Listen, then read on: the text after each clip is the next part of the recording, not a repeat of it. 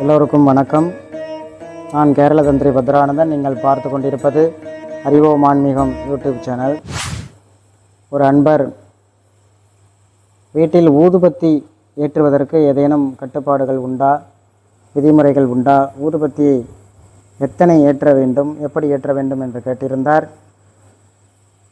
ஊதுபத்தி ஏற்றுவதற்கென்று சாஸ்திரத்தில் தனியாக எந்த விதிமுறையும் கிடையாது.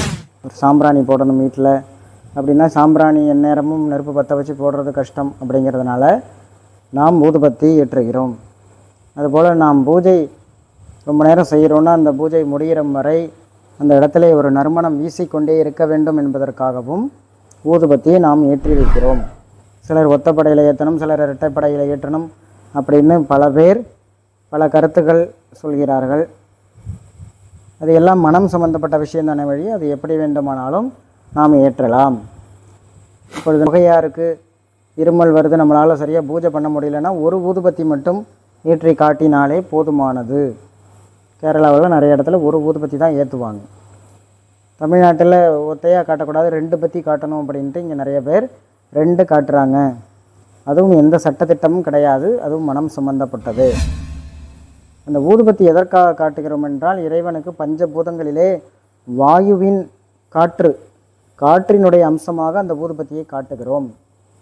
அந்த காற்றானது தச வாயுக்கள், 10 வாயுக்கள் உண்டு. அதில் பிரதான வாயுக்கள் 5: பிராணன், அபானன், வியானன், உதானன், சமானன் 5 வாயுக்கள். இந்த 5 வாயுக்களை குறிக்கும் விதமாக நாம் 5 ஊதுபத்திகளை ஏற்றி வைத்தல் மிகவும் சிறப்பானது. இதுவும் மனம் சம்பந்தப்பட்டதே வழிய சாஸ்திரங்கள் இல்லை. ஊதுபத்தி ஏற்றும் பொழுது நமக்கு மூச்சு திணறல் ஏற்படாமல் இருக்க வேண்டும், நல்ல வாசனையாக இருக்க வேண்டும், நம்முடைய மனம் அமைதி பெறும் வகையில் அந்த ஊதுபத்தி வாசமானது இருக்க வேண்டும். நன்றி, வணக்கம்.